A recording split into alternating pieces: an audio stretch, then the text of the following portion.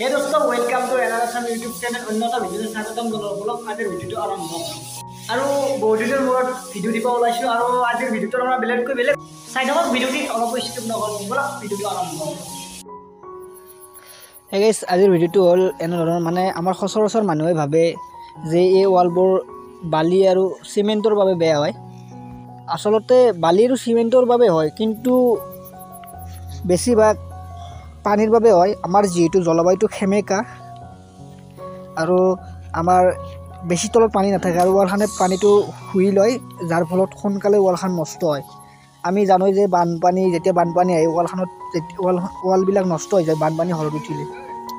হেদৰে এনেকৈ পানীটো যেতিয়া হুই লয় ওয়ালখানে 10-15 বছৰ পিছত ওয়ালখান নষ্ট হৈ যায় আৰু এই পুটিনটো কাটা হয় এই কাৰণে মানে ওয়ালটো যাতে ৰংটো ভাল লগা হয় আৰু অলপমান লাস্টিং হয় পুটিংটোৰ ফলতো ওয়ালখান লাস্টিং হয় সেইকাৰণে পুটিংটো কাটা হয় এইখিনি আৰু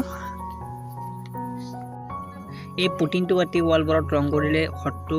ধুনীয়া উজ্জ্বল হয় সেইকাৰণে পুটিংটো কাটা হয় আৰু ওয়ালৰ লাস্টিং হয়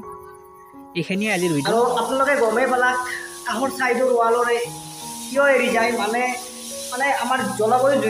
যেহেতু হেমেকা সেইকাৰণে আমাৰ সাইডৰ মানে পানী পালে ওয়ালবিলাক নষ্ট হৈ যায় আৰু